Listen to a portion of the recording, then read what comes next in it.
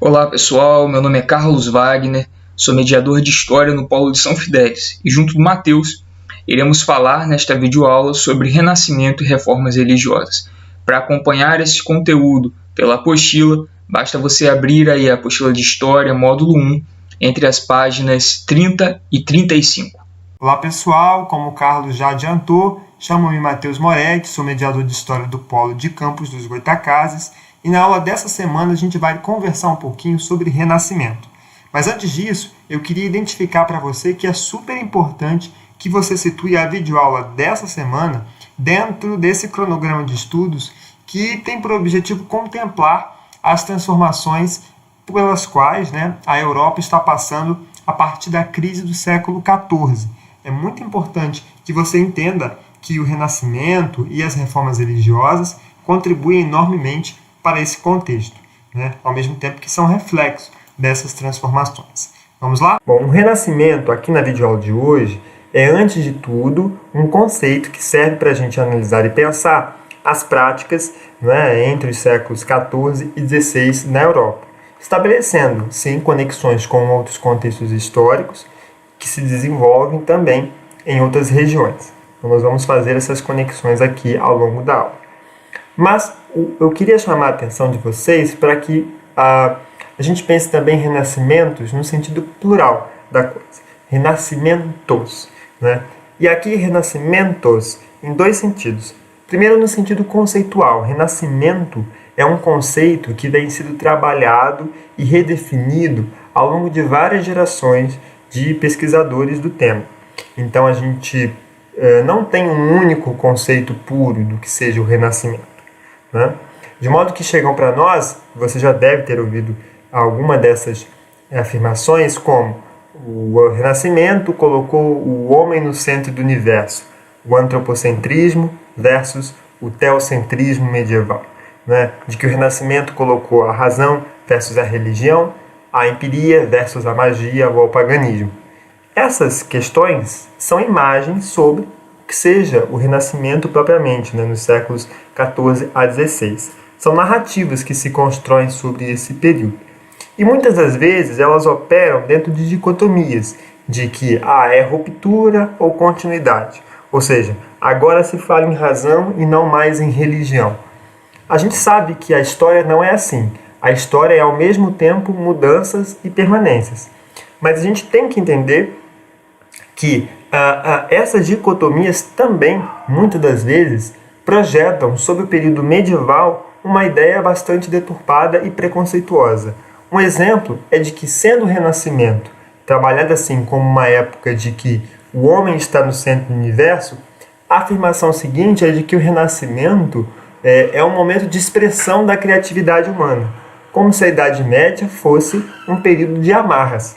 Adentrando assim em características gerais do Renascimento, um ponto muito importante para a nossa aula é entender que as práticas culturais, políticas e econômicas que caracterizam ali os séculos XIV a XVI, mas que vêm se desenvolvendo sobretudo a partir da importância que as cidades vão assumindo desde o século XII, é que essas práticas devem ser entendidas a partir da afirmação de novas formas de relações sociais que encontram na cidade o seu palco de desenvolvimento e que passam a enxergar nas artes e nas letras um novo modo de entender e definir também as suas realidades. E nesse sentido, é muito importante que a gente entenda que os conhecimentos que estão circulando dentro da própria Europa, entre a Europa e os outros continentes, a partir do comércio do mar Mediterrâneo, a partir das rotas de comércio de longa distância, terrestres, e nos séculos seguintes, a partir também do comércio marítimo entre as colônias, todos esses conhecimentos que estão circulando entre essas áreas, nas cidades, têm o seu encontro produzido. E isso foi fundamental para que várias obras de arte que nós entendemos como representantes, inclusive, desse Renascimento, como nós, inclusive, usamos muito para explicar sobre o Renascimento, essas obras de arte, ou os textos mais famosos produzidos nesse período, só foram possíveis por uma série de fatores que se reuniram nas cidades a partir dessa conexão entre os continentes. E por que eu estou falando sobre isso aqui? Porque, nesse sentido, olhando dessa forma, de um ponto de vista de uma conexão entre as culturas que se estabelece nas cidades, né, a gente pode abrir mão daquele argumento de que certos artistas e pensadores renascentistas, que são sim importantes, né, mas eles não foram gênios sozinhos, né? Tudo isso resulta, na verdade, de um quadro histórico muito mais amplo e complexo que nós estamos estudando, inclusive, desde quando nós falamos da expansão do islamismo. É só a gente pensar que uma série, por exemplo, de textos que a Europa não tinha acesso foram trazidos do continente asiático, também do Império Bizantino do Oriente, não é? Para essa região por meio dessas circulações. Não é? Então, as cidades elas se tornam importantíssimas. Nós temos o exemplo da cidade de Florença, não é? E nessas cidades, o humanismo é uma questão muito importante para a gente pensar também o Renascimento. Não é? E o humanismo, ele nada mais é do que justamente essa valorização das artes e também da cultura letrada. Porque humanismo vem de humanista, que por sua vez deriva da palavra Studia Humanitatis, que era um currículo composto pelas disciplinas de gramática, retórica, história, poesia e filosofia.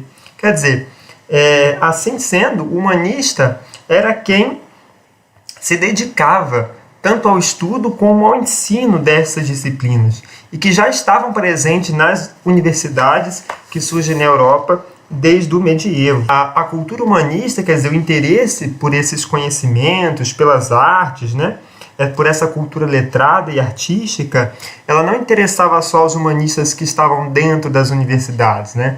Também circulava por outros grupos sociais, inclusive grupos sociais que se configuraram ou reconfiguraram desde a crise do século XIV, que foi tema da aula passada. Então, um exemplo muito importante é o próprio Maquiavel. O Maquiavel ele se dedicava, assim, ao estudo de textos como Aristóteles, Cícero, Políbio, Tito Livio, né? Textos importantes que os europeus tornaram canônicos, né? Mas, ao mesmo tempo, ele era um atuante direto na vida política da cidade de Florença. Ele era um chanceler, né? E que, portanto, se relacionava com vários grupos políticos, não só de Florença, mas de todo o restante do continente europeu. Para estes humanistas que atuavam na política, qual era a importância de ter acesso a esses conhecimentos? É porque qual é a principal ferramenta que esses humanistas dispunham, né, enquanto políticos, né? Era a própria fala. E falar, escrever nesse momento, né, requer justamente que eles estejam ancorados nos conhecimentos fornecidos por gêneros como a história e como a filosofia. É certo que as questões que nós conversamos até aqui estavam presentes na estética do período, seja na pintura, na escultura, nas peças de teatro que estão sendo escritas nesse momento, né? Novas e velhas técnicas e temáticas são utilizadas para colocar, inclusive, em debate, não é? E representar o que estava na ordem do dia. Consumiam, não é, essas obras renascentistas e elas circulavam por meio de diferentes grupos sociais, não é? E que inclusive participavam das reconfigurações políticas nesse momento, entre os comerciantes, entre a sociedade das cortes, entre a população do campo e também a população da cidade, não é? Aqui, a invenção da imprensa é um elemento importantíssimo, porque ela permite que esses conhecimentos, essas ideias, essas questões circulem ainda mais rápido, não é? E, embora a imprensa tenha uma importância fenomenal nesse momento, inclusive para o contexto das reformas religiosas, os manuscritos não perdem de forma alguma a sua relevância. Todos participam do debate político. E que serão lidos e interpretados no campo e na cidade a partir das experiências que marcam a existência de cada um desses grupos sociais, na sua, inclusive, relação e circularidade cultural. E é isso, pessoal. Você vai poder aprofundar a discussão sobre Renascimento com o mediador de história do seu polo, e eu deixo vocês agora com o meu amigo Carlos Wagner. Vai lá, Carlos.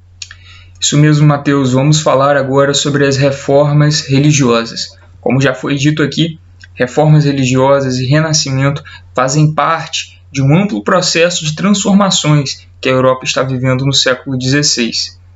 Pois bem, mas quando a gente para falar sobre reformas religiosas, isso pode parecer como algo muito afastado do nosso tempo, muito afastado da nossa realidade. Mas te convido a pensar comigo. Será que você já ouviu falar das igrejas presbiterianas, igreja batista, igrejas evangélicas no geral? É bem provável que sim, né?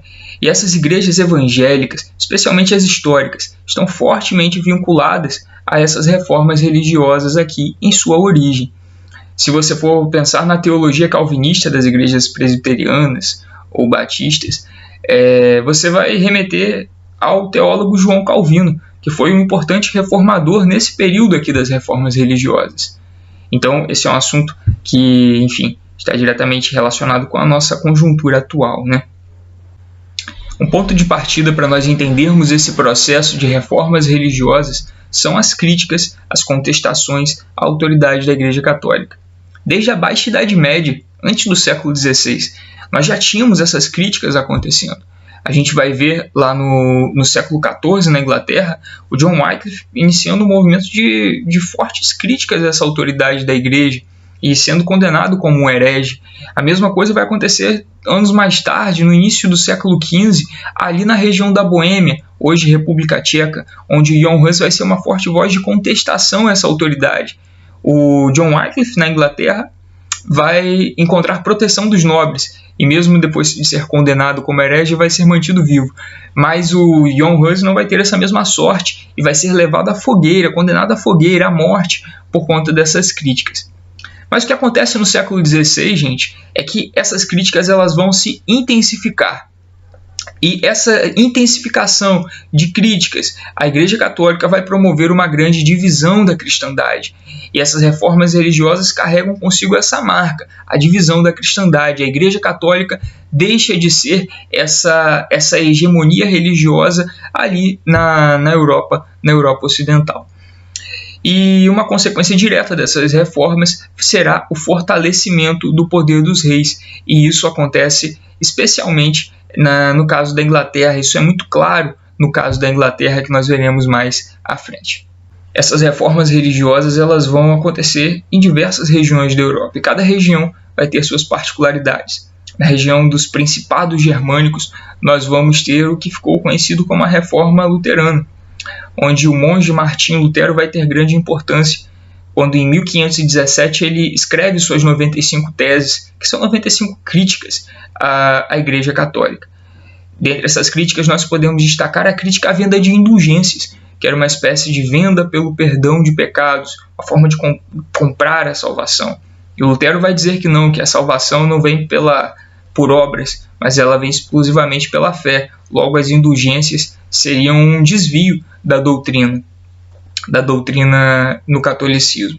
E Lutero vai defender também a ideia do sacerdócio de todos os santos, dizendo que todo cristão é um sacerdote, logo deve ter acesso às escrituras, à Bíblia, coisa que não era comum à época. Essa imagem que aparece ao fundo é uma gravura que representa quando Lutero recebe a advertência da Igreja Católica dizendo que ele deveria negar aquelas teses. E o que ele faz é queimar essa advertência, dizendo que não negaria essas teses. E aí o que vai acontecer é que Lutero vai se tornar então um herege, e logo ele passa a correr risco de vida. Nesse contexto, Lutero vai receber apoio da nobreza alemã. Mas o que faria essa nobreza alemã proteger Lutero, proteger esse herege? O que vai fazer essa nobreza, o que pode ser um dos elementos para a gente entender o porquê dessa nobreza apoiar Lutero, é o fato de que 1/3 das terras dos principados germânicos elas pertenciam à Igreja Católica. E afastando o poder dessa Igreja Católica nessa região dos Principados Germânicos seria uma forma dessa nobreza reaver essas terras. Então esse é um fator que pode nos ajudar a entender aí o fato dessa nobreza ter protegido Lutero, e que nos ajuda a entender aí as relações entre essas reformas e a política na região dos Principados Germânicos. Mas ao centro da Europa, na região onde hoje nós temos a Suíça, João Calvino, junto com a sua teologia calvinista, teve um papel central nesse processo de reformas ali. João Calvino tinha em sua teologia, a teologia calvinista, um aspecto muito forte, que era o aspecto da predestinação, a ideia de que a salvação não depende da ação humana, mas que é uma escolha de Deus, Deus que escolheu aqueles que seriam salvos e aqueles que não seriam salvos. O calvinismo, a teologia calvinista, vai ter um papel muito forte na expansão da reforma para além da Alemanha, para outras regiões. E algo muito importante nessa teologia calvinista é a valorização do trabalho. Se a teologia católica ela tinha uma forte ênfase no trabalho como uma maldição legada pelo pecado original, o Calvino não. Calvino vai, dentro da sua teologia calvinista, vai ter uma forte valorização do trabalho, com a ideia de que o trabalho dignifica o homem. É daí que surge essa ideia, o que é muito importante, o que vai ser muito bem visto por uma burguesia que está crescendo, que está se tornando cada vez mais poderosa, como uma forma de legitimar de atribuir uma ética às suas práticas comerciais. Na Inglaterra, nós vamos ter aí um caso muito emblemático, que é o caso da Reforma Anglicana, quando no ano de 1534, no ato de supremacia, o rei Henrique VIII irá oficialmente romper com a Igreja Católica, criando a Igreja Anglicana. A justificativa do rei Henrique VIII para esse rompimento era o fato da Igreja Católica não conceder a ele, do Papa não conceder a ele, o divórcio de sua esposa. Então, Henrique VIII vai romper com a Igreja Católica, criar a Igreja Anglicana, e esse rompimento vai vai possibilitar ao rei Henrique VIII uma grande ampliação do seu poder real, uma vez que ele vai passar a ser a maior autoridade da Igreja na Inglaterra, não mais tendo que obedecer ao Papa. E, além do mais, ele vai confiscar para a coroa inglesa todas as terras que antes pertenciam à Igreja Católica. Como esse mapa mostra, uma das consequências mais fortes das reformas religiosas foi a divisão da cristandade. Essa região em azul no mapa, ela antes era católica e após as reformas se tornou uma região protestante. Essas regiões aqui em rosa no mapa, esse rosa mais forte, eram regiões também católicas e que se tornaram calvinistas. Já essa região em verde estava sob domínio da Igreja Católica e se tornou anglicana aqui na Inglaterra. Então são as reformas promovendo essa divisão da cristandade. E diante desse grande quadro de reformas e de perda de poder da Igreja Católica, a Igreja vai fazer então suas reformas, a Reforma Católica, conhecida também como Contra-Reforma. Vale destacar aqui que a Contra-Reforma ela não foi causada diretamente, exclusivamente pelo advento das reformas religiosas. As reformas religiosas que aconteceram na Reforma Protestante, na Alemanha, na Inglaterra e em tantas outras regiões ali, foram uma espécie de gatilho, uma espécie de catalisador que acelerou esse processo de reformas. Porém, essas propostas de reformas já haviam, mas vão ser aí o advento das reformas religiosas que vão ser uma espécie de acelerador nesse processo de reforma, de modernização, de transformação na Igreja Católica. Em 1534, nós vamos ter a criação da Companhia de Jesus, com a função de catequizar os indígenas aqui na América, além de ter ali o seu papel de projeto político e também pedagógico, criando escolas e visando a educação. Nós vamos ter em 1542 a decisão do Papa em fortalecer o Tribunal do Santo Ofício, com o objetivo de julgar as heresias e condenar essas heresias. Em 1543 teremos a criação do Index, o índice de livros proibidos pela Igreja Católica, livros considerados heréticos, que se desviavam da doutrina católica. E entre os anos de 1545 e 1563, nós teremos o Concílio de Trento, esse grande encontro das autoridades ali das lideranças católicas para redefinir as práticas religiosas após essa grande avalanche na Europa de reformas religiosas. Olá, pessoal. Agora, junto aqui com o Matheus, vamos resolver uma questão de vestibular para encerrar essa videoaula. A questão diz o seguinte: leia atentamente o trecho a seguir. Antes de chegar à ilha, o rei Utopos tinha conhecimento de que seus habitantes lutavam continuamente entre si por questões religiosas. De fato, concluiu que seria fácil conquistar a ilha, porque as diferentes seitas estavam demasiadamente ocupadas, lutando umas contra as outras para se oporem às suas forças. Portanto, tão logo conquistou a vitória, decretou que cada um era livre para professar a religião de sua própria escolha, podendo fazer proselitismo por sua fé, desde que fosse de forma racional, discreta e moderada, sem agredir outras crenças. Esse texto é um fragmento do livro Utopia, de Thomas Moros. E aqui a gente tem, então, o enunciado da questão. Publicado em 1516, o clássico Utopia, do inglês Thomas More, ou Thomas Moros, reflete a visão do autor sobre várias questões de sua época. Utopia foi um texto muito importante que circulou bastante ao longo da Idade Moderna, é um texto famoso até os dias de hoje, e lembrando que o Thomas More se encaixa perfeitamente dentro do contexto do Renascimento, com suas reflexões e problematizações. Essa questão é boa porque vai permitir a gente conectar, né, os dois assuntos que nós tratamos aqui hoje. E aí, a pergunta diz, né, quanto às questões religiosas tratadas no excerto acima, o livro é bastante significativo de sua época, por quê?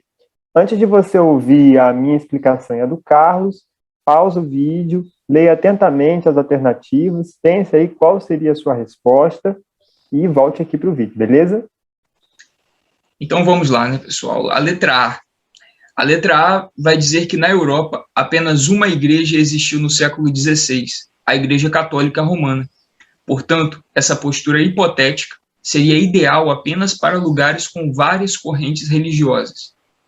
Bem, o século XVI foi o século das reformas religiosas.